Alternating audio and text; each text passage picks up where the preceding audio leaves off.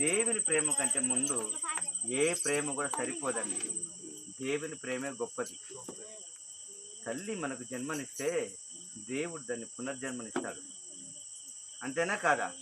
తల్లి ఒక్కసారి మన జన్మనిచ్చిందంటే మనల్ని చిన్నప్పటి నుంచి ఇంకా మేము బ్రతుకున్నామంటే దేవుని కాపుదలే కదా.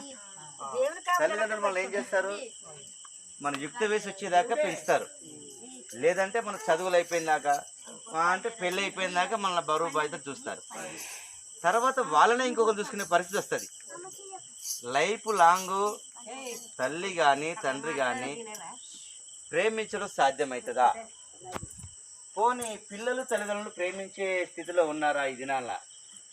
ఒక అన్న కానీ, ఒక చెల్లి కానీ, ఒక తమ్ముడు కానీ, కుటుంబ సభ్యులు ఎవ్వరు కూడా ఆ ప్రేమ కొంతకాలమే ఉంటుందండి. నిమిషం మాత్రమే ఉంటుంది.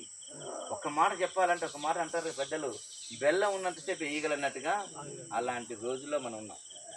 కానీ చాలా వరకు నిజమైన దేవుని మీద ఆధారపడరు. తెలుసో తెలియక కానీ చాలా వరకు కూడా చాలామంది తల్లులు, చాలామంది తండ్రులు కూడా దేవుని మీద ఆధారపడకుండా మనుషుల మీద ఆధారపడే స్థితిలో ఉంటారు. మనుషుల మీద అంటే వాడు కొట్టినా తిట్టినా ఇక వాడే పెట్టాలని, కొడుకు అయినా బిడ్డ అయినా వాళ్ళే పెట్టాలన్నట్టుగా ఎదురు చూస్తామే కానీ ఒక్కసారి మనం దేవుని ఎప్పి చూడం. దేవుడా నన్ను జ్ఞాపకం చేసుకో అని మన దేవుని మీద ఆధారపడం. చాలా వరకు మనుషుల సహాయం మీద ఆధారపడుతుంటాం. ప్రతి ఒక్క మనిషి చేసేది కూడా అదే. వయసు అయిపోయిందని చెప్పేసి వయసులో ఉన్నా లేదంటే వయసు అయిపోయినా కూడా మనం చాలా వరకు చేసేది చాలా తప్పేందంటే మన దగ్గర ఉన్నదంతా వాళ్ళకి ఇచ్చేస్తాం. తర్వాత వాళ్ళ మీద ఆధారపడతాం. మనకాడ ఉన్నదంతా వాళ్ళకి పంచి పెడతాం. తర్వాత వాళ్ళే మీరే మాకు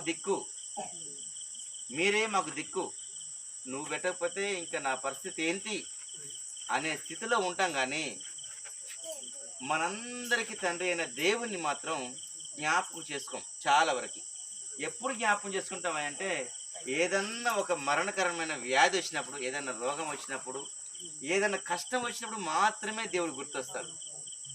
ఎంతమంది ఉన్నారు ఇందులో? ప్రతిరోజు దేవుణ్ణి పూజించే వాళ్ళు ఏ దేవుడైనా కానివ్వండి. దేవుడు మనం ఇంతకాలం ఇంకా మనం బ్రతికున్నామంటే మన మంచితనం అంటారా? మన ఆస్తిపాస్తులు మనం కాపాడుతున్నాయి అంటారా?